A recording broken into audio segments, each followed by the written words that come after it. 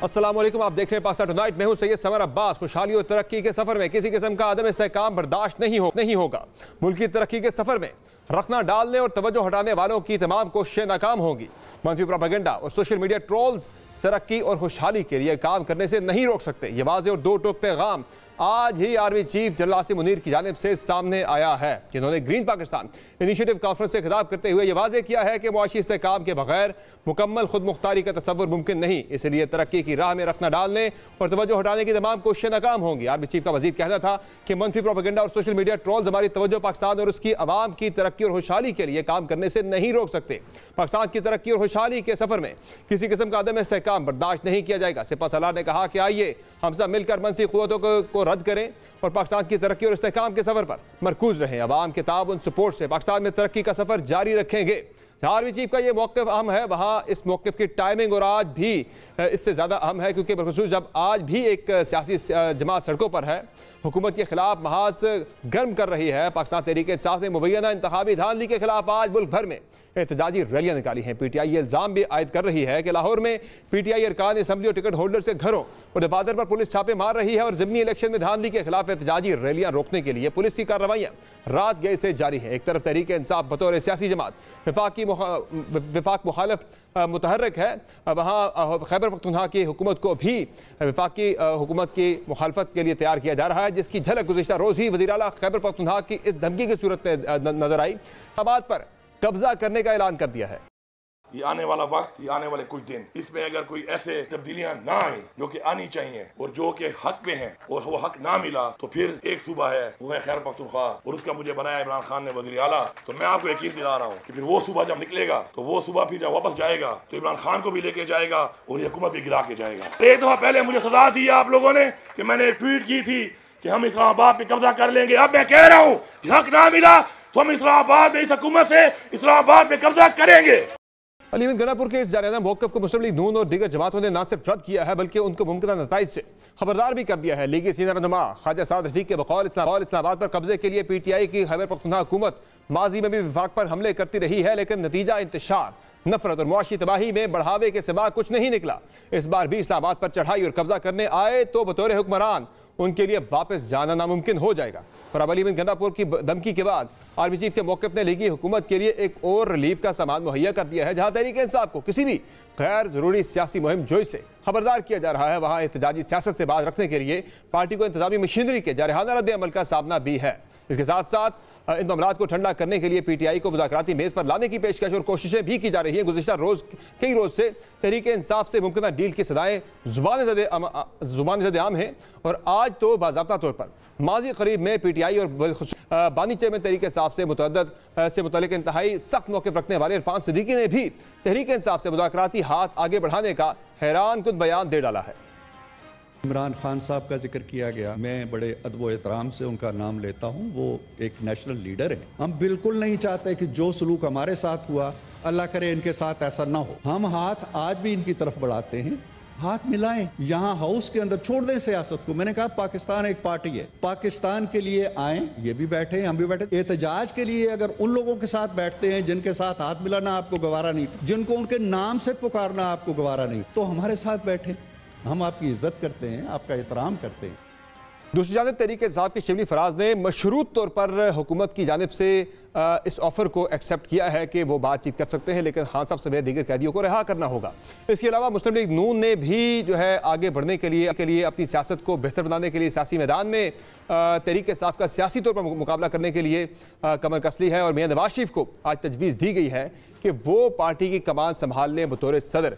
इसी पे गुफ्तगू के लिए हमारे साथ मौजूद हैं फैसल करीम गोंडी साहब, पाकिस्तान पीपल्स पार्टी के रहनुमा है। हमारे साथ मौजूद है शेख वकास अकरम साहब, पाकिस्तान तहरीक इंसाफ से, और निहाल हाशमी साहब, पाकिस्तान मुस्लिम लीग नवाज से इनका ताल्लुक है। बहुत शुक्रिया आपने मेहमान अपने प्रोग्राम में कीमती वक्त दिया। शेख वकास अकरम साहब, आज तो एक PTI का प्रोटेस्ट था पूरे मुल्क के अंदर, खान साहब की कॉल पर यह प्रोटेस्ट था, लेकिन अगेन इतना इंप्रेसिव नहीं हो सका कि जिसपे खान साहब रिलाइंग वेरी हैवीली। क्या मूवमेंट आपकी किस तरह से आगे बढ़ेगी और आज का भी जो है उसे अगर एज अ टेस्ट केस लिया जाए प्रोटेस्ट को, जिसकी काफ़ी हमने सुनी थी पिछले 3-4 दिन से हाइप थी, वो उस तरह से निकले नहीं है लोग? आज लोग घबरा रहे हैं प्रोटेस्ट से लाइने की वजह से, या क्या वजह है? नहीं, पहली बात तो ये है कि KP में माशाल्लाह बड़ा ज़बरदस्त बहुत से अजला की तस्वीरें मेरे पास मौजूद हैं। आप कहेंगे तो मैं आपसे शेयर कर दूँगा। बहुत बड़ी तादाद में लोग निकले, बड़े जोश से निकले अपने कायद की कॉल पे, आप कंपैरेटिवली जो मुझे इम्प्रेशन मिला है, आप पंजाब के हवाले से गुफ्तगू कर रहे हैं। की बात कर रहा हूँ मैं आपको पंजाब और केपी के हवाले से बता सकता हूँ, जहाँ पे हमारी इस वक्त सीटें हैं MNAs की, नेशनल असम्बली की, और आप देख लें, मैं ये समझता हूँ कि पंजाब में 2-3 दिन से जिस किस्म का हैवी क्रैकडाउन हुआ, वर्कर निकलता है, वोटर निकलता है और उसको मोबिलाइज़ किया जाता है। जो हमारे मेन ओहदेदार होते हैं या जो मेन सपोर्टर्स होते हैं या वर्कर पार्टी के जो पुराने होते हैं, वो क्रैकडाउन के दौरान अगर आप फैसलाबाद डिवीज़न में देखें तो हमारे हर MNA के घर के ऊपर पिछले 2 दिन से मुसलसल जो है वो छापे मारे जा रहे हैं। 2-3 MNAs ने प्रिविलेज मोशंस कल जमा कराई हैं on the floor of the house, जिसमें हमारे फैसलाबाद डिवीज़न से काकड़ साहब हैं जो कि पंजाब बार के मेंबर भी हैं, हमारे MNA भी है। आप देख लें साथ अली सरफराज का देख लें, आप हमारे डिस्ट्रिक्ट झंग में भी जो है वो MNAs और MPAs के घरों पे रेड्स किए गए हैं, टोबा में किए गए हैं, कमालिया में किए गए हैं, लाहौर में किए गए हैं। मैं कल रात बैठा हुआ था तो मंडी बहाउद्दीन से जो हमारे कुछ लोग थे, मुझे उन्होंने बताया, मैं अब सारा उसका फ़ायदा नहीं है, पर मैं आपको ये बताना चाहता हूँ कि 2-3 दिन पहले से सख्त किस्म का एक क्रैकडाउन किया गया, लोगों को हरासा किया गया, बंदे पिक किए गए, लाहौर में बंदे पिक किए गए, फैसलाबाद में बंदे पिक किए गए, मुल्तान वाली साइड से बंदे पिक किए गए। ऑब्वियसली जब आप पिछले 3 दिन से मुसलसल बंदे गिरफ्तार कर रहे होंगे, बंदों को हैरेस कर रहे होंगे, उनके घरों पे छापे मार रहे होंगे, उनको मुख्तलिफ झूठे पर्चों में इन्वॉल्व कर रहे होंगे, तो उस पर प्रोटेस्ट पे असर पड़ता है।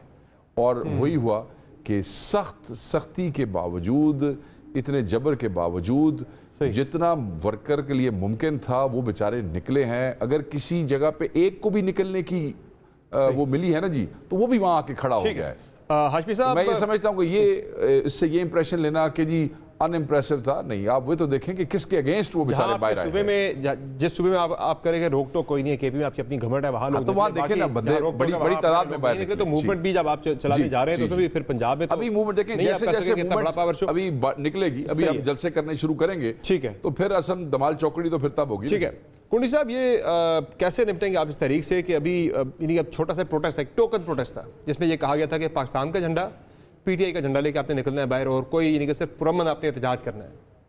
जब ये मूवमेंट लेकर मूवमेंट में तो फिर पुरअमन नहीं होता मामला, उसमें तो कुछ भी हो सकता है। कल तो गंडापुर साहब ने कह दिया आपके सूबे से कि भाई सूबे के अवाम को लेकर इस्लामाबाद पे कब्जा कर लिया जाएगा, तो कैसे निपटेंगे इससे आप? यानी कि आपसे छोटा सा प्रोटेस्ट नहीं संभाला जाए, उससे आप इतने घबरा गए आप लोग? बिस्मिल्लाहिर्रहमानिर्रहीम। देखें, पुरअमन प्रोटेस्ट जमहूरी हुकूमतों में, जमहूरी उसमें जो है वो अलाउड होता है, और अगर पुरअमन प्रोटेस्ट हो, मैं समझता हूँ कि जमहूरी हक है। आज पुरअमन था ना, क्यों नहीं करने देगा? देखिए, ज्यादती थी, नहीं करना, ना करने देना। मैं समझता हूँ कि जो भी हुकूमत है, चाहे वो पंजाब की है, केपी तो उनकी अपनी हुकूमत है, बलूचिस्तान की है या सिंध की है, अगर पुरअमन एहतजाज है तो उसको डेफिनेटली उसको होना चाहिए। अगर कानून को हाथ में लेंगे तो उसके ऊपर डेफिनेटली एक्शन होगा। और जिस तरीके से आपने कहा कि कल CM KP ने जो स्टेटमेंट दी है, मैं नहीं समझता कि एक जिम्मेवाराना स्टेटमेंट है। उन्होंने ये कहा कि मैंने ट्वीट किया, उसमें मुझे गिरफ्तार किया गया, लेकिन मैं भी अमली तौर पर एक काम करूँगा। अगर अमली तौर पर वो काम करेंगे तो डेफिनेटली कानून से एक्शन आएगा। पहले भी वो 9 मई के चीज़ों पर भुगत चुके हैं, अब दोबारा एक 9 मई करना चाहते हैं, मुझे नहीं पता क्या करना चाहते हैं। एक सूबे का वज़ीर ताल्लुक खैबर पख्तूनख्वा से है, वाक़तन सूबे के लोगों में इतना ज़्यादा गम और गुस्सा है सारी सूरत हाल के ऊपर कि वो आके इस्लामाबाद पे चढ़ाई सक्सेसफुली कर लेंगे। सूबे के डिफरेंट इतना एंगर है वाक़तन। देखें, सूबे के डिफरेंट इशूज़ हैं।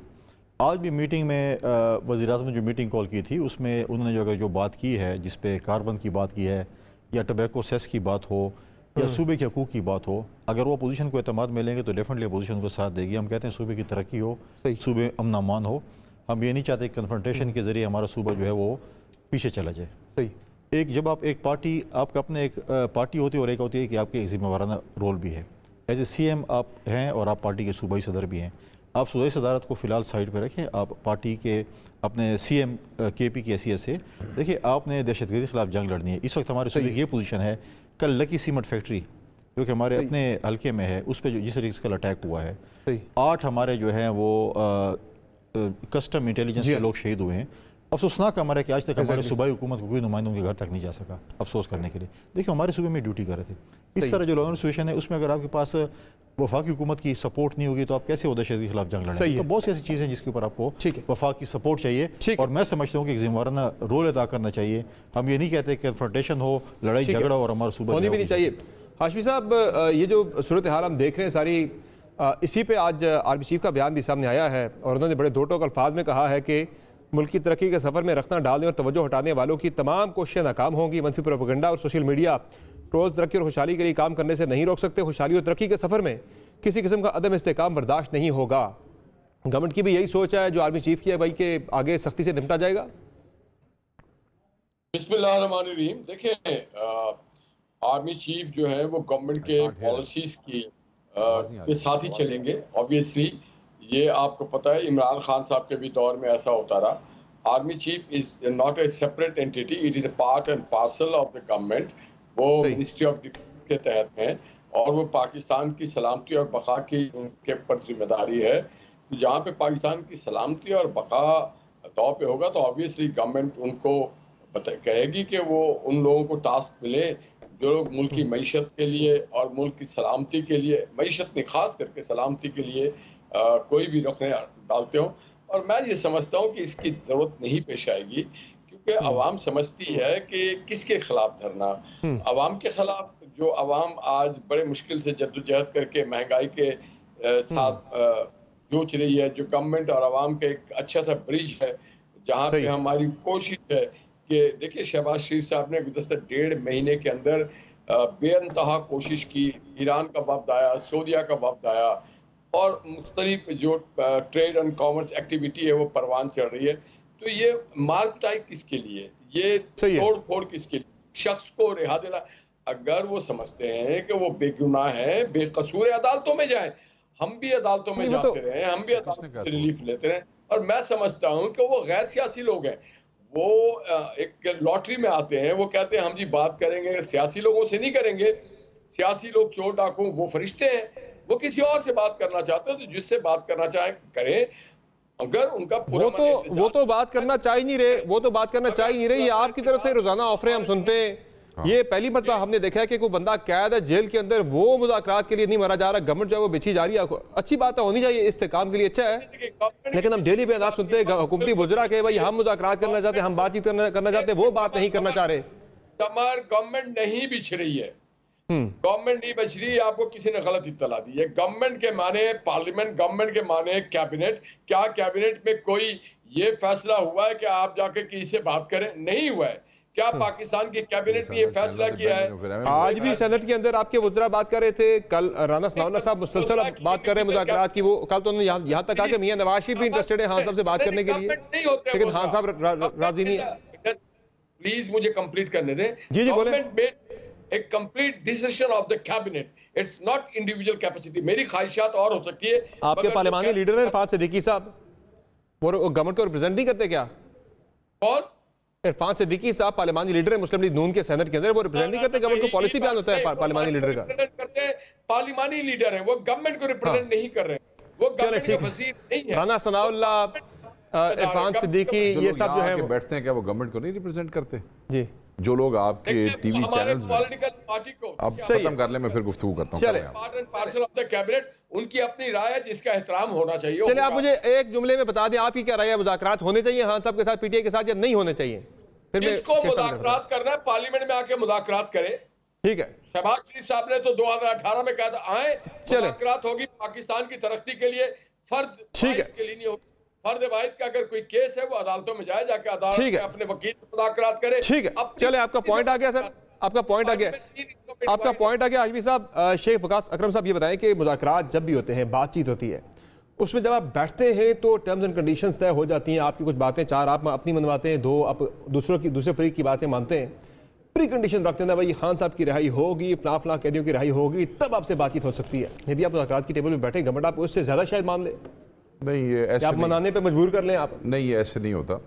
अगर आप हमारे पंजाब की रवायत भी लें तो हमारे पास जो झगड़े आते हैं, छोटे झगड़ों की बात कर रहा हूँ, मैं आपको ज़रा एक मिसाल देने के लिए कि जी कोई किसी से लड़ पड़ा, कहीं कत्ल हो गया, कहीं कोई बहुत बड़ी ज़्यादती हो गई, तो हमारे यहाँ जो सत्थी होता है, सत्थी से मुराद है जो फैसला करने वाला होता है, वो कहता है हाँ भाई पहले तो तुसी दोवें पार्टियां अपने केस जिहड़े ने वापस करो, उस तो बाद साढ़े कोल आके बैठो।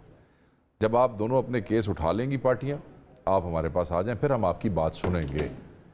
और जब तक वो नहीं होता, कोई एक दूसरे के साथ उठना बैठना भी पसंद नहीं करता।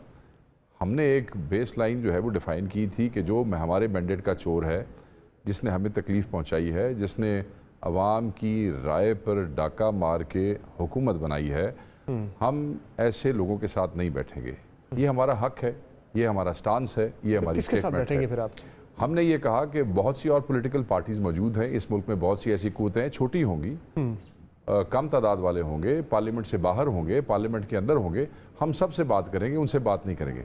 मैं ये समझता हूँ कि ये स्टांस हमारा राइट है, और आपने बिल्कुल कहा है और ठीक कहा है, ना हमारी तरफ से इस किस्म की कोई ख्वाहिश है, ना हमने कोई ऐसी बात की है कि जी आप हमारे केस माफ़ करें तो हम ऐसे करेंगे, हमने ऐसी कोई बात नहीं की है। खान साहब ये बात मुतअद्दिद मरतबा कर चुके हैं, मैं मुल्क की खातिर बैठ सकता हूँ, तो ये बताया कि PSC की खातिर, अब PSC क्या है, कुछ भी इतनी बड़ी चीज़ नहीं है, उसकी खातिर आपके लोग जाके स्पीकर नेशनल असेंबली से भी मिलते हैं, उस PSC की खातिर जाके ख्वाजा आसिफ साहब से मुलाकातें भी होती हैं, तो मुल्क की खातिर आप जाके बैठ नहीं सकते। इन्हीं के ना नून लीग को रिप्रेजेंट करते हैं ख्वाजा आसिफ साहब भी, अजाज सादिक साहब भी। देखें जी, मैं ये समझता हूँ पहली बात तो ये है कि we are all the member of the National Assembly. Speaker जो है वो कस्टोडियन ऑफ द हाउस है, अपेरेंटली लेटर एंड स्पिरिट में वो कस्टोडियन है, और जब वो स्पीकर हो जाता है उसने तमाम पार्टियों के MNAs के इंटरेस्ट को, हकूक को, राइट को इसी पार्लियामेंट के अंदर लीडर ऑफ द हाउस है। सुन लें सर मेरी बात, नहीं, स्पीकर में और लीडर ऑफ द हाउस में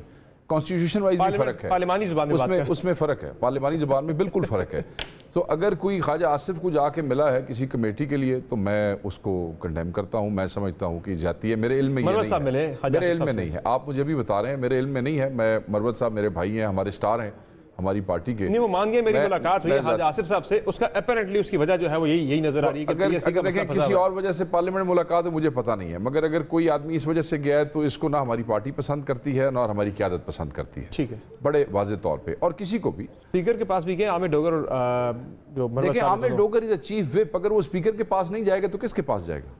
PSC के लिए गए थे। नहीं सर, आप मेरे ख्याल में PSC की उसको समझ नहीं रहे हैं। सही है, PSC जो है स्पीकर कस्टोडियन है, रिवायती तौर पे, कोई कानून नहीं है, रिवायती तौर पे पिछले कई असम्बलियों के दौरान ये अपोजिशन को दी जाती है, तो उसके लिए जो फैसला है वो स्पीकर ही करता होता है, इसमें जाने में कोई मजाक नहीं है। मेरी यही थी छोटी सी सर कि अगर आप PSC या पार्लियामानी कमेटी के लिए मिल सकते हैं, इसी नून लीग के स्पीकर, इसी नून लीग के बाकी वज़रा भी हैं, तो मुल्क के लिए क्यों नहीं बैठ सकते इनके साथ? वहाँ आपको ये बुरे लगने लग जाते हैं। देखिए मैं ये समझता हूँ कि जो अपोजिशन के राइट्स हैं उसके लिए अगर कस्टोडियन ऑफ द हाउस से बात की जाए तो इसमें कोई मजायका नहीं है। मगर अगर आप ये कहते हैं जी कि आप देखें ना, आपने हमें इलेक्शन हरा दिया, आप इलेक्शन जीत गए, आप समझते हैं कि आप जीत गए, हम समझते हैं कि आपने हमसे इलेक्शन चोरी कर लिया, ठीक है जी, और चोरी कर लिया तो चलाओ, एक ही रोज़ उठ के बयान दे रहे हो जी इकट्ठे हो जाए फलान कट्ठे, चलाओ ना, बड़े शौक नाल हुकूमत लईए, ਅਸੀਂ ਤੁਹਾਨੂੰ ਸ਼ੌਕ ਨਾਲ ਦਿੱਤੀ है, खो के तुसी लईए, चोरी करके चलाओ, को अपोजिशन फलान मिल जाए तो टींग मिल जाए, क्या फलान मिल जाए, भाई यू हैव दी प्रोग्राम, आपका वजीर आजम है, आपकी कैबिनेट है, चलाओ मुल्क नूं।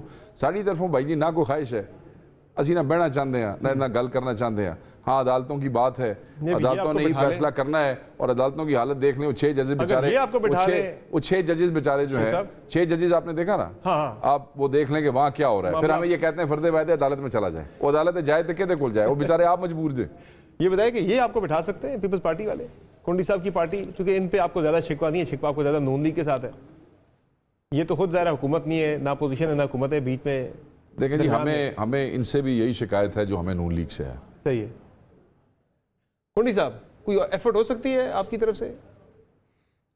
देखिए इनका, या ये जरूरी नहीं है इतना, ये मुज़ाकरात मुफाहमत एक डिबेट है, ये जरूरी नहीं है, मुल्क चल रहा है, चलता रहेगा ऐसे ही। अपना पॉइंट ऑफ व्यू है, आज तो इनका लीडर चेंज हो गया ना, आज तो हामिद रज़ा इनके लीडर बन गए, क्योंकि वो सुन्नी इत्तेहाद कौंसिल के साथ अब ये ऑफिशियली अनऑफिशियली तो जाहिर है वो इलेक्शन कमीशन ने दे दिया इनको कि इनके अकाउंट को एक्सेप्ट कर लिया। अनऑफिशियली तो आप हमारा बैट ना खींचते तो हम कभी ना जाते।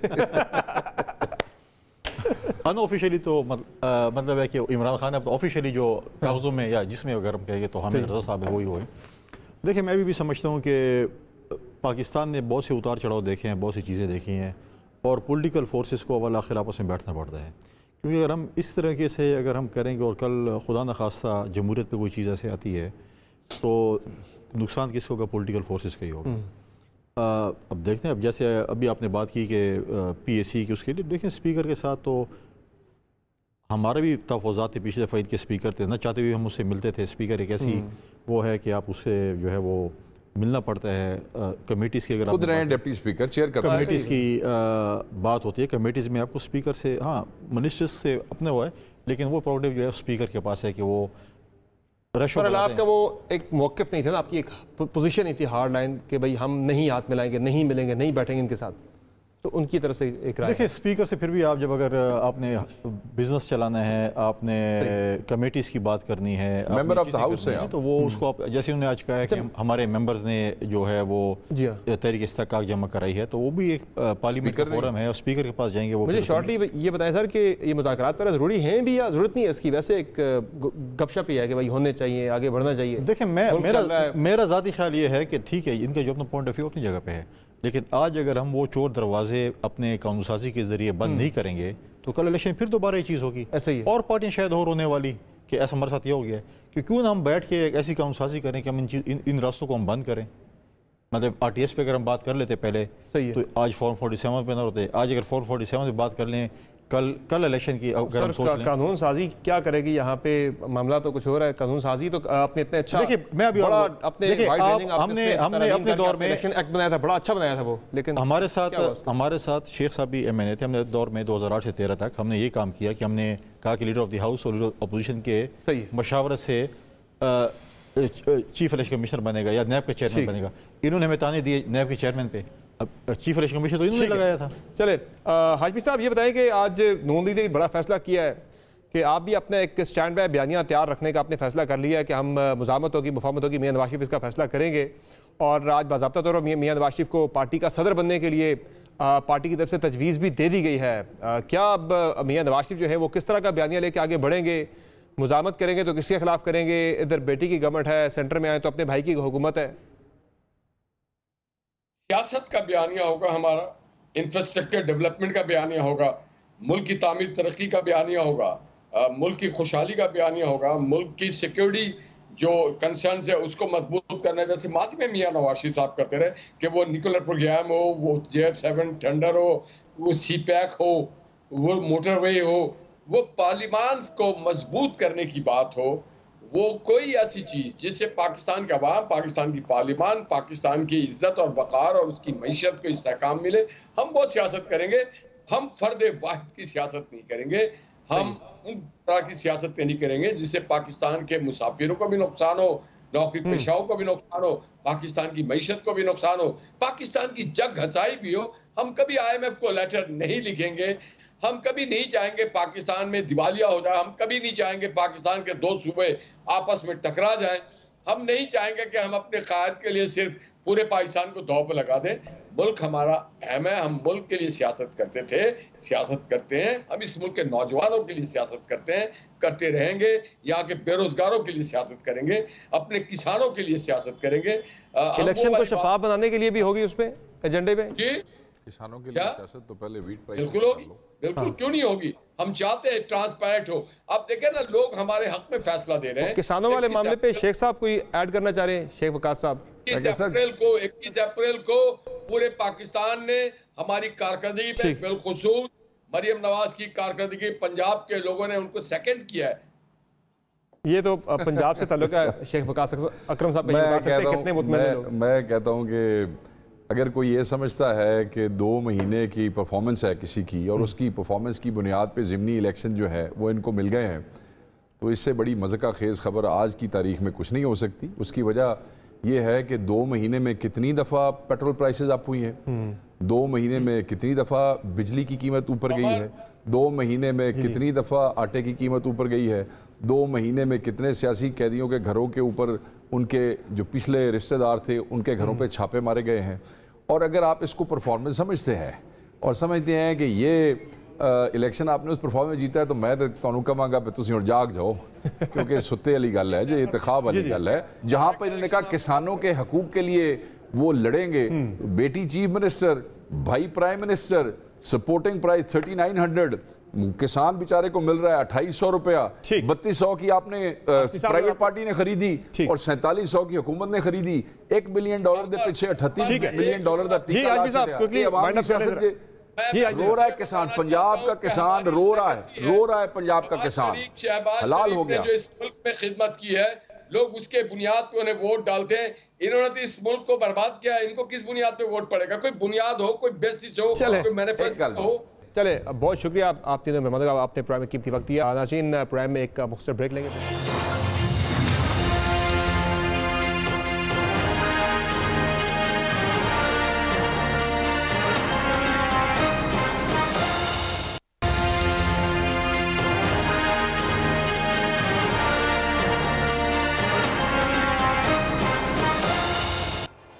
वेलकम बैक नाज़रीन, प्रोग्राम में हम तज़किया शामिल करेंगे। आसमा शाही साहब हमारे साथ मौजूद है स्टूडियो में।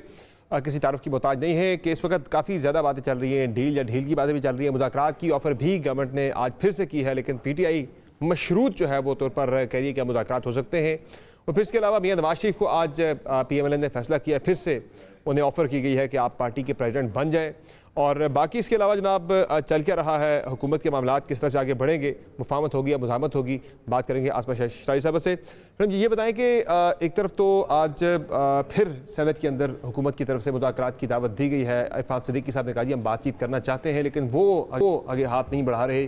और ये है भी बड़ी रेयर सी बात है कि गवर्नमेंट जो है वो यानी मुज़ाकरात की दावत खुद दे रही है बार बार, लेकिन जो बंदा जेल में बैठा है, हालांकि जेल में बैठे बंदे को ज़्यादा जल्दी होती है भाई मैं कि कुछ ऐसा हो जाए, तस्वीर हो जाए, मैं बाहर निकल आऊँ, लेकिन वो खान साहब नहीं मान रहे। वो कह रहे भाई कि मेरी कुछ शराइत है, वो मानेंगे तो फिर प्री कंडीशंस के बाद बातचीत हो सकती है। तो ये आपको लग रहा है कि मुज़ाकरात बातचीत गवर्नमेंट और PTI के दरमियान हो सकती है या मुश्किल है? बहुत शुक्रिया समर। मेरा ख्याल है कि हुकूमत भी वो एक कहते हैं ना कि पंजाबी में गोंगलुआ तो मिट्टी चाड़ना, मतलब वो एक तरह से हुज्जत तमाम कर रहे हैं। अच्छा कि हम बात करेंगे और खान साहब हमसे बात नहीं करेंगे। एक तो वो पॉलिटिकल साइड को कवर कर रहे हैं कि हम तो बार बार कहते रहे कि इस तरह के हालात में बातचीत की जाए। संजीदगी के लिए अगर है तो कुछ CBMs तो गवर्नमेंट को भी लेने पड़ेंगे। CBMs के तौर पे मसलन ये कि कुछ ख़वातीन जो हैं वो जेल के अंदर हैं और उनको बार बार गिरफ्तार किया जाता है, उनकी रिहाई का CBM एक हो सकता है। अभी हाल ही में ECL से नाम हटाए हैं गवर्नमेंट ने, वो एक CBM के तौर पे उसको देखा जा रहा है। दूसरी तरफ खान साहब हैं जो कि पॉलिटिकल लोगों के साथ बात करना ही नहीं चाहते, क्योंकि उनका जो पॉलिटिकल वोट बैंक है वो उससे इफेक्ट होगा। और वो कहते हैं जी मैं चोर डाकुओं के साथ बात नहीं करूंगा, वो सिर्फ इस्टेब्लिशमेंट के साथ बात करना चाहते हैं। अब दिलचस्प बात यह कि आज उनकी तहरीक थी जो कि आइन के तहफ़्फ़ुज़ की तहरीक उन्होंने दी है, मगर दूसरी तरफ खान साहब जो है वो पॉलिटिकल लोगों से बात नहीं करना चाहते, वो मुख्तदरा के साथ ही बात करना चाहते हैं। तो ये भी एक तज़ाद है जो कि उनकी पॉलिसी में नज़र आता है। तो जब तक वो भी पॉलिटिकल लोगों के साथ नहीं बैठेंगे, मसलन कल आपको पता होगा, अगर कायरा साहब बता रहे थे कि 6 मई को जो मुज़ाकरात हुए थे जिसमें कि वो मान गए थे कि 30 जून को असेंबली डिसॉल्व कर दी जाएगी, इलेक्शन करवाए जाएंगे, लेकिन ऐन वक्त पे इमरान खान साहब ने उसकी एक शर्त रख दी कि पहले असेंबली को डिसॉल्व किया जाए और उसके 3 दिन के बाद जो है वो 9 मई हो गया था। तो एक ट्रस्ट डेफिसिट है जो कि बेतहाशा है, उसको कम करना है। और कम करने के लिए बहरहाल जो उनकी 3 शराइत हैं उनमें से कुछ के ऊपर बात हो सकती है और वो करनी चाहिए। ऐसा तो नहीं है कि खान साहब is banking to heavily on the movement के स्ट्रीट पावर के ऊपर काफ़ी ज़्यादा वो रिलाई कर रहे हैं कि भाई मेरी स्ट्रीट पावर इतनी ज़्यादा है कि लोगों ने निकल के मुझे वोट भी दिया ओवरवेलमिंगली। उसी तरह से लोग जो है वो ये जो मूवमेंट हुकूमत के खिलाफ शुरू हो चुकी है उसमें भी निकलेंगे, तो गवर्नमेंट घुटने टेकने पे एंड पे गवर्नमेंट ही मजबूर होगी। लग रहा है आपको ये रियलिस्टिक है उनकी ये जो है सोच या उनकी कैलकुलेशन? सर मुझे नहीं लग रहा फ्रैंकली।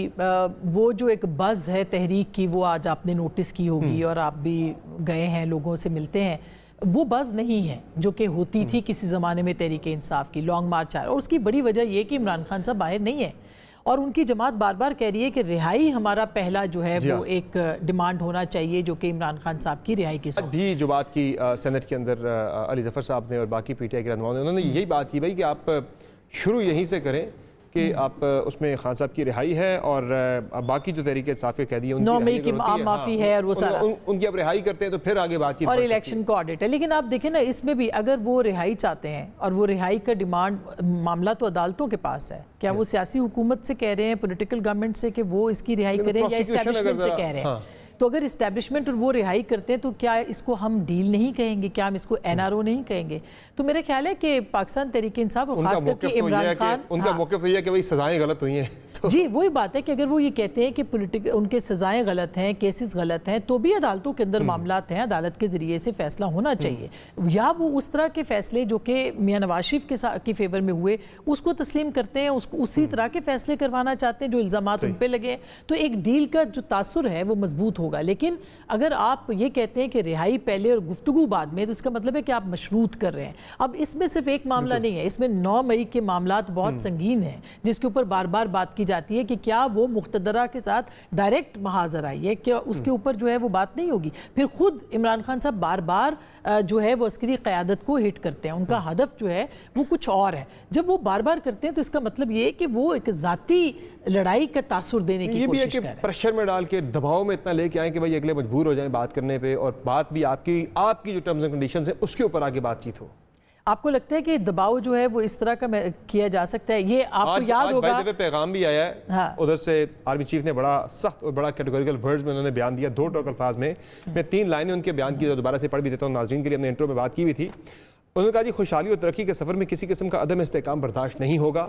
मुल्क की तरक्की के सफ़र में रखना डालने और तवज्जो हटाने वालों की तमाम कोशिशें नाकाम होंगी। मनफी प्रोपेगेंडा और सोशल मीडिया ट्रोल्स तरक्की और खुशहाली के लिए काम करने से नहीं रोक सकते। अब उसमें बिल्कुल बड़ी कैटेगोरिकल उन्होंने अब क्यों करेंगे? देखिए ना, इस वक्त ज़रूरत किसकी है? क्या इस्टेब्लिशमेंट की और हुकूमत की ज़रूरत है, जबकि आपको जो आपके अददी आशारिये हैं वो बेहतर मिल रहे हैं, आपके इंडिकेटर्स जो हैं वो बेहतर हैं मईशत के हवाले से, एक चल पड़ी हैं चीज़ें जो कि दुरुस्तगी की तरफ जा रही हैं, तो उनकी ज़रूरत इस वक्त नहीं है। ज़रूरत इस वक्त पाकिस्तान तहरीक इंसाफ की और इमरान खान साहब की है। लेकिन अगर पावर टॉक्स टू पावर वाला जो मरियम नवाज साहिबा का जुमला था, अगर आप उसको याद करें, तो अगर इमरान खान साहब उसके ऊपर चल रहे हैं तो ये वो हालात नहीं है। पहले मुज़ाहमत होगी फिर मुफाहमत होगी, पहले मुज़ाहमत और मुफाहमत वाली बात नहीं है। आपको किसी तरीके से इसमें एक और बड़ी इंपॉर्टेंट बात है जो इत्तलात आ रही है, वो ये है कि अगर तो इस बात के ऊपर एग्री कर दिया जाए, इमरान खान साहब इस पे मान जाएं कि वो जो भी उनकी बातचीत होगी वो रिटर्न में होगी कि नहीं होगी, वो एग्रीमेंट की सूरत में होगी कि नहीं होगी, वो पब्लिक होगी कि नहीं होगी, और फिर उनकी ज़मानत कौन लेगा, ये वो सवाल है जिसके ऊपर एक बहुत अदम एतमाद है दोनों तरफ से। और इधर इमरान खान साहब की तरफ ज़्यादा एक ट्रस्ट डेफिसिट है कि अगर हम ये कर भी लेंगे तो क्या गारंटी है कि इमरान खान साहब उसके ऊपर जो है वो कायम रहे। आर्मी चीफ का बयान था आज का, ये लगता है कि ये कल जो अरीमिन गन्नापुर ने भी जो एक धमकी दी थी कि हम इस्लामाबाद पे कब्जा कर लेंगे, खान साहब को रिहा करके यहाँ से ले जाएंगे, गवर्नमेंट गिरा देंगे, यही उसके रिस्पॉन्स में भी शायद था कि पैगाम दिया गया बड़ा वाज़ेह, भाई अगर ऐसा कुछ सोच रहा है तो ये होने नहीं दिया जाएगा ऐसी कोई भी चीज़। जी बिल्कुल, जाहिर है कि जंगी है ना, सीधी सीधी बिल्कुल। वो तो जो मेरा ख्याल है कि एक सूबे के वज़ीर आला का पहली दफ़ा इस तरह का स्टेटमेंट, हमने इससे पहले परवेज़ खटक साहब ने भी इस तरह के स्टेटमेंट्स दिए थे 2014 के अंदर, अगर आपको याद हो, 2014 के धरने के अंदर, और वो आए भी थे, लेकिन फिर क्या हुआ था, वो क्रॉस नहीं कर सके थे। तो मेरा नहीं ख्याल कि ये एक गैलरीज के साथ खेलने की बात है। और ये भी नोटिस करें कि जितने भी लीडर्स जब मिलके आते हैं इमरान खान साहब से, तो उसके बाद आके 1-2 दिन वो इसी तरह के स्टेटमेंट्स देते हैं। शायद उनको ये पैगाम देना होता है अपनी क़यादत को जो जेल में बंद है कि हम इस तरह के स्टेटमेंट्स देंगे और यहाँ पे भी वो सब जो है वो अच्छे तरीके से रहने की कोशिश करते हैं। प्रैक्टिकली देखें तो पाकिस्तान तहरीक इंसाफ इस वक्त एक्टिवली उसी पार्लियामेंट का हिस्सा है जिसको कि वो रबड़ स्टैम्प कहती है, वो उसी पार्लियामेंट की कमेटीज़ के ऊपर बज़िद है जिसको कि वो मानते और तस्लीम नहीं करते, वो उसी पार्लियामेंट का हिस्सा है और उसके अंदर मौजूद है जिसके ऊपर वो सवाल उठाते हैं। तो मेरा ख्याल है कि ये एक अच्छी बात है, इसको सराहना चाहिए। को समझ आ गया कि पहले असेंबली छोड़ना बड़ा गलत फैसला था, इसको सराहना चाहिए। वो टफ टाइम दे रहे गवर्नमेंट को, वो अपनी कई बातें मनवा भी लेते हैं उसके ऊपर, तो ये तो एक अच्छा फैसला है पार्लियामेंट। मेरा जिस आपने बात की भी मियां नवाज शरीफ के बारे में मुझे जरा बताएं कि आज PMLN की तरफ से एक प्रेस कॉन्फ्रेंस हुई, राना सनाउल्लाह, यानी आपको कंपोजिशन बड़ी इंटरेस्टिंग है, राना सनाउल्लाह बैठे, एक तरफ मियां जावेद लतीफ़ बैठे, एक तरफ खुर्रम दस्तगीर साहब बैठे। उन्होंने बैठ के प्रेस कॉन्फ्रेंस की, जनाब के मियां नवाज शरीफ को पार्टी का प्रेसिडेंट बना रहे हैं और उन्हें ये तजवीज़ दी गई है पार्टी की तरफ से कि आप प्रेसिडेंट बने पार्टी के, जो बयानिया होगा मुज़ामती या मुफाहमती, वो मियां नवाज शरीफ बयानिया वो अपना तय करेंगे। ये एक PMLN का जो फैसला है भाई, जो इंतजामी ओहदों को अलग कर दिया जाए पार्टी के ओहदों से और पार्टी को भरपूर तरीके से दोबारा से तंजीमें नो की जाए मियां नवाज शरीफ की लीडरशिप के अंडर, ये आपको लग रहा है कि PMLN का रिवाइवल पंजाब में होने जा रहा है फिर से? मेरा ख्याल है कि ये एक आने वाले दिनों की पेशबंदी है। आने वाले दिन कितने लंबे होंगे, 6 महीने होंगे, साल होगा, 2 साल होंगे या 2.5 साल होंगे, ये तो पाकिस्तान मुस्लिम लीग नवाज की क़यादत ही जानती है। मगर पेशबंदी यूँ लगती है कि वो एक नैरेटिव तैयार करने की कोशिश में है और जैसे ही लगेगा कि पाकिस्तान मुस्लिम लीग नवाज जो है वो इस नैरेटिव के ऊपर, क्योंकि अब नैरेटिव किसके खिलाफ बनेगा? एग्जैक्टली उनकी अपनी जमात हुकूमत के अंदर है, उनके खिलाफ बनाएंगे, शहबाज साहब के खिलाफ ये मुमकिन नहीं है। फिर किसके खिलाफ बनेगा? क्या वो इस्टेब्लिशमेंट के खिलाफ बनाएंगे? मुझे नहीं लगता कि उसके भी इम्कानात हैं। फिर वो किसके खिलाफ? तो मोस्ट लाइकली वो अदलिया जुडिशरी के हवाले से एक नैरेटिव बनाने की कोशिश कर सकते हैं और पीटीआई के मुखालफत में भी नैरेटिव स्टैंड बाय पे वो रखना चाह रहे हैं, और वो स्टैंड बाय पे मौका आए तो उसको वो लॉन्च कर सकते हैं, उसको लीड जो है वो नवाज शरीफ साहब कर सकते हैं। और वो इसी तरह से पीपल्स पार्टी की भी आप पॉलिसी को इसी तरह की पॉलिसी है, उसमें भी बिलावल साहब जो है वो क्रेडिट कार्ड के तौर पे हैं, वक्त आने पे इस्तेमाल होंगे, और नवाज शरीफ साहब भी क्रेडिट कार्ड के तौर पे हैं जो कि वक्त आने पे इस्तेमाल किए जा सकते हैं। पॉलिटिकल पार्टीज अपना बैकअप रखती हैं, और अगर कोई पॉलिटिकल पार्टी अपनी गलतियों से नहीं सीखती तो वो सियासी जमात नहीं है, वो एक प्रेशर ग्रुप है। बहुत शुक्रिया आसमा शराई साहब, आपने प्रोग्राम में अपना कीमती वक्त दिया। नाज़रीन, ये था तज़िया आसमा शराई साहब जिनका कहना है कि इस्तेहकाम के जो है वो नज़र आ रहे हैं इशारे, जो हमारी मैक्रो इकनॉमिक इंडिकेटर्स हैं या फिर ओवरऑल इकॉनमी को लेकर कि चीज़ें आगे बढ़ती हुई नज़र आ रही हैं। तमाम सियासी जमातों को इस पर ज़रा वाइजली अपनी पॉलिटिकल फैसले करना होंगे। प्रोग्राम में एक ब्रेक शामिल करके ब्रेक से वापस आएंगे, बात करेंगे पाकिस्तान क्रिकेट टीम क्यों न्यूजीलैंड की ए भी नहीं, बी भी नहीं, सी टीम से 2 T20 मैच अपने होम ग्राउंड पे हार गई है। ये वर्ल्ड कप की तैयारी हमारी कैसी है, बात करेंगे ब्रेक के बाद। हमारे साथ रहेगा।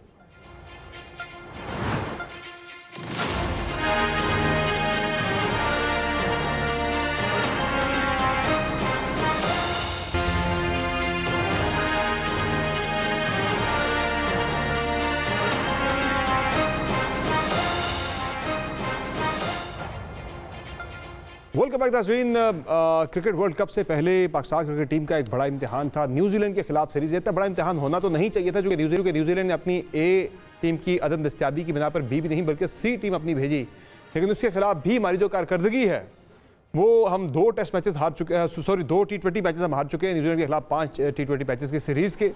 और अब सीरीज़ बचानी पाकिस्तान के लिए, लेवल करना पाकिस्तान के लिए बड़ा मुश्किल हुआ है, जीतना तो बड़ी दूर की बात है। और क्या वजह है, क्यों हम न्यूजीलैंड की सी टीम से भी मैचेस नहीं जीत सके, वो भी अपनी होम कंडीशंस में। और एक बात चलिए इसमें एक्सक्यूज़ ये भी है कि कम्बिनेशंस हमने चेंज किए, ज़रा मुख्तलिफ कम्बिनेशन को ट्राई कर रहे हैं वर्ल्ड कप से पहले, लेकिन क्या ये एक एक्सक्यूज़ समझ में आता है कि जनाब ये वजह हार इसकी बन सकती है, इसका हम वजह कह सकते हैं जनाब कि एक जायज़ वजह ये सीरीज़ हारने की या सीरीज़ में 2 मैचेस हारने की? बात करेंगे डॉक्टर नुमान न्याज साहब से। सर बहुत शुक्रिया, आपने प्रोग्राम में अपना कीमती वक्त दिया। सर ये बताएं कि क्या हो रहा है, बड़ी हमारी एक्सपेक्टेशन है टीम से जनाब कि वर्ल्ड कप में जा रही है, बड़े तगड़े मैचेस हैं हमारे, और हो ये रहा है कि होम सीरीज़ पे न्यूजीलैंड की सी टीम से हम हार रहे हैं। यार 2 चीज़ें हैं इसमें। सबसे पहले तो ये जो BC टीम का कॉन्सेप्ट है ना, इस सी टीम में भी I totally agree with you कि केन विलियमसन नहीं है, लॉकी फर्गसन नहीं है, ग्लेन फिलिप्स नहीं है, मतलब ब्ला ब्ला ब्ला, मिचेल सैंटनर नहीं है, और आई थिंक 11 और 12 पे डैरिल मिचेल नहीं है, सो 12 और 11 और 12 वो कॉनवे नहीं है, डीवन कॉनवे नहीं। तो मान लिया एक तो ये कि अंडर स्ट्रेंथ टीम थी।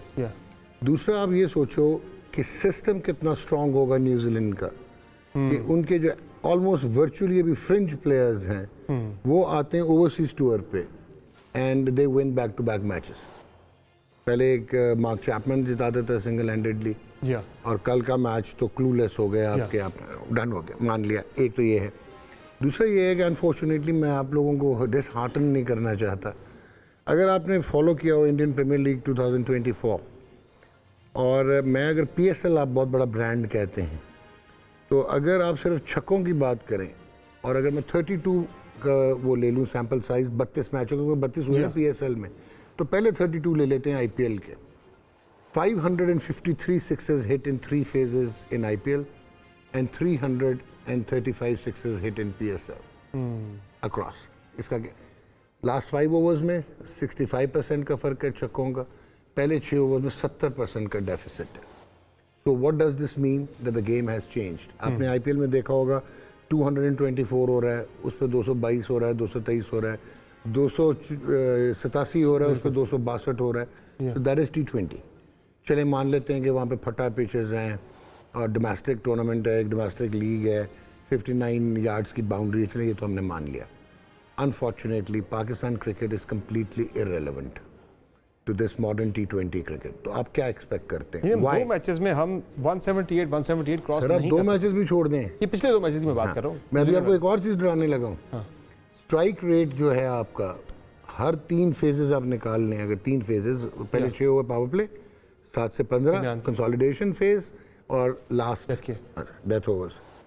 यू विल बी शॉक्ड कि हम सेकंड लास्ट हम बॉटम पे हैं इन world cricket in T20 in terms of strike rates. Sri Lanka हमसे नीचे है, ठीक है, और श्रीलंका की क्रिकेट इज इनकम्प्लीट डिसअरे। ये हो गया एग्जैक्टली। अब मुझे आप बताएं आप क्या एक्सपेक्ट करते हैं मिरेकल्स? 168 का स्ट्राइक रेट है ऑस्ट्रेलियन ओपनर्स का, आपका पता कितना? 118। T20 हाँ, and you want to compete in world cricket, तो आप इररिलेवेंट है ना। अच्छा, अब अगर आप इररिलेवेंट है तो आपने स्टॉक क्या इकट्ठा किया? नथिंग अगेंस्ट उस्मान खान, बड़ी बला परफॉर्मेंसेस PSL में, उसके पीछे क्या इन्वेंटरी थी, क्या क्रिकेट थी, क्या रिज्यूमे था? 2 first class match, 16 T20 international, आपने उसका 5 साल का एमिरेट्स का कॉन्ट्रैक्ट भी खत्म करवाया, अभी वो मिसप्लेस हुआ है। अच्छा, अब आता हूँ मैं main, you will understand. Pressure में नहीं है उस्मान खान के, उसके ऊपर एक प्रेशर हमें इतना बड़ा छोड़ के आया और यहाँ आके एक्सपेक्टेशन का बोझ है उसके ऊपर काफी ज्यादा लगता है कि वो परफॉर्म नहीं कर पा रहा। क्वाइट अ कंपेटिटिव क्रिकेटर, ठीक है, क्या प्रोफेशनल नहीं है but you are a competitive player, proper player. तो आप ये अंडरस्टैंड करोगे कि हमने फोकस किस पे किया हुआ है यार? मोहम्मद रिजवान का और बाबर आजम का स्ट्राइक रेट बड़ा कम है ओपनिंग का। हाँ, कम है, बिल्कुल कम है as compare to world cricket, कम है। आपको पता है कि 3 फेजेस में सिर्फ ओपनर्स का जो स्ट्राइक रेट है, पाकिस्तान को अगर बेंचमार्क लें बाकियों को, तो उसमें सिर्फ ओपनर्स की परफॉर्मेंस बेहतर है। ठीक है, आपका प्रॉब्लम क्या है? Number 3 worst, number 5 and number 6। वो 3, 5, 6 एड्रेस नहीं किया, जमगट्ठा हमने ओपनर्स का लगा लिया। हमें मुसीबत पड़ी हुई थी कि रिजवान को स्ट्राइक रेट अच्छा नहीं है, निकाल दो, quick to 3000 T20 run, even better than अपना विराट कोहली एंड बाबर आजम, उसको निकाल दो। और यार निकाल दो, बट थिंकिंग क्या है कि आपने ओपनिंग पेयर तोड़ने के चक्कर में टीम तोड़ दी। और एक चीज़ और भी है डॉक्टर साहब के बॉलिंग की तरफ, ये अगर आप देखें तो हमने न्यू बॉल करने वाले हमने 4-5 बॉलर इकट्ठे कर दिए टीम के अंदर, पुराना बॉल करने वाला कोई नहीं है। कोई नहीं, 3 लेग स्पिनर रखे हुए स्टॉक में, ठीक है। अमाद वसीम को आप लेके आए, खिलाया नहीं। अच्छा, फिर फिटनेस की आप बात करते हैं यार, एक तो पहले ये क्लैरिटी किसी को नहीं थी कि एक क्रिकेटिंग फिटनेस होती है जो कि इंडिविजुअलाइज्ड ऑप्टिमाइज्ड होती है फॉर आपके लिए कोई और गेम टेलर्ड होगी, मेरे लिए कुछ और टेलर्ड होगा, आप स्पिनर है आपके लिए कोई और फिटनेस है, मेरे लिए और। एक होती है जिसको आप कहते हैं endurance, stamina and team bonding. और यार आप टीम बॉन्डिंग करा रहे हो, पहले बाबर को गलत तरीके से कप्तानी से हटाते, पहले उसको गलत कप्तान बनाया, फिर उसको गलत तरीके से हटाते हो, फिर शाहीन जो कि अहमदाबाद में, उसको हटा के फिर बाबर को बना देते हो। नहीं है शाहीन का इसमें, उसको समझ नहीं, मेरे साथ हुआ क्या है, शाहीन को समझ नहीं आया। फिर आप एक्सपेक्ट करते हैं यार, if you are playing more games outside the boundary then inside the boundary, यही होगा जो हो रहा है। तो आपके आवे का आवा बिगड़ा हुआ, आप कंप्लीटली इररिलेवेंट है, उन्हीं प्लेयर्स को आगे पीछे कर रहे हैं। एक दफ़ा हमने सुना था कि जी PSL परफॉर्मर्स, मोहम्मद अली से अच्छी परफॉर्मेंस किसी की तीनों फेजेस में नहीं थी इस PSL में। एग्जैक्टली वो किधर है? ठीक है, रिटायर्ड प्लेयर्स को वापस लेके आ रहे हैं, for what? Tell me one thing ना। अच्छा, फिर आप मुझे बताएं कि जो आपने 5 नंबर का बैट्समैन ढूंढा, वो एक आपको मिल रहा था लड़का जिसमें काफ़ी वो सलमान अली आगा, वो T20 में एक अच्छा कन्वर्ट नजर आया आपको। बिल्कुल ऐसे ही है। अच्छा, फिर मुझे बताएं सैम अयूब ने वो जो अपनी रॉन्ग वन शुरू की PSL में, आपने उसको एक गेंद नहीं दिया, और अभी तक बिल्कुल नहीं किया। हम ट्राई कर रहे हैं यहाँ पे ना, रिजवान को बिठा के कभी उसको तो गेंद ट्राई कर रहे हैं, उससे करवाएं, उससे गेंद करवाते ताकि आपको एक बॉलर कंपनसेशन मिलती और आप एक बैट्समैन ऐड। कल आपने एक बैट्समैन ज़्यादा ऐड किया, क्या हुआ? 178 नहीं बना। तो unfortunately it's complete irrelevance, lack of planning. और आपकी जो टीम, अब मतलब आपका कोच जो हेड कोच कह रहा है, वो जो आप मैच हारे थे चैपमैन वाला, उसमें वो आपको कह रहा है कि आके पोस्ट मैच कॉन्फ्रेंस में वो कहता है कि भाईजान हमने 6 ओवर से लेके 11वें ओवर तक 36 रन बनाए, वी वर स्लो। कप्तान आपका ऑन एयर कह रहा है कि नहीं मिडिल ओवर में तो हम ठीक थे। तो दैट इज, अब मुझे बताएं कि आपकी प्लानिंग क्या है, एग्जीक्यूशन किसने करनी है? Too much adhocism बोर्ड के अंदर, सिलेक्शन टीम, कमेटी, एवरीवेयर। फिर आपने क्या जो सिलेक्टर्स बनाए हैं उनका मेथड क्या है, सिलेक्शन पॉलिसी क्या है, ठीक है, रियल टाइम डेटा की इंटरप्रिटेशन जो है वो प्रैक्टिकली आपने कहाँ पे की है? सर अभी हम जा रहे हैं वर्ल्ड कप की तरफ, तो फौरी तौर पे क्या रेमेडी है इससे निकलने की, क्या हम बेहतर टीम लेके जाएं? बात सुनो, let us be very honest, T20 cricket evolve हो गई है, चाहे वो ऑस्ट्रेलिया, चाहे वो न्यूजीलैंड है, चाहे वो इंडिया है, इंग्लैंड तो वैसे ही था। तो आप कंपीट तो बहुत मुश्किल से करोगे, इंडिविजुअल फ्लेयर और फ्लेबॉयंस और ब्रिलियंस पे कुछ कर सकते हो, But if you start expecting that you are going to win the cup, it will be asking a bit too much from Fiat running alongside Ferrari. लेकिन अच्छा पे हम बात करते हैं कि हमें नंबर 5 पे अगर ऑनरे क्लासन जैसा बैट्समैन मिल जाए या क्लासन की बैट स्विंग, ट्रेनिंग और हिटिंग, आपको पता है कि वो क्रिकेटिंग कोचेस से नहीं कोच हुआ। आपने क्या जो लड़के अब आ रहे हैं उन पे आप क्या इन्वेस्टमेंट कर रहे हो, आपका प्लेयर पाथवे क्या है। So let us be very honest, ये मेकअप सुर्खी पाउडर से अब क्रिकेट आपकी T20 ठीक नहीं होगी और ये रूथलेस क्रिकेट है। रिलाइंग टू हेवीली ऑन चाचा इफ्तिखार अहमद सोरी कि वो छक्के मारेगा, मैच जिताएगा। अब इफ्तिखार अहमद का प्रॉब्लम क्या है, लोग कहते हैं जी बड़ा नीचे आता है, तो आपको पता है वो नीचे क्यों आता है, वो स्ट्राइक रोटेट नहीं कर सकता। ऐसे ही। अच्छा फिर आपको एक और मैं ब्रिलियंट एनालिसिस, फखर वाला हम जो कर रहे हैं मामला 5वें नंबर पे खिला रहे, चौथे 5वें पे ओपनर है आपका, या वन डाउन खिला उसको 5वें पे खिला लो यार, क्योंकि ओपनर है तो 5वें पे खिला लो, क्योंकि वो जिसमें खेलता है। चले मान लिया।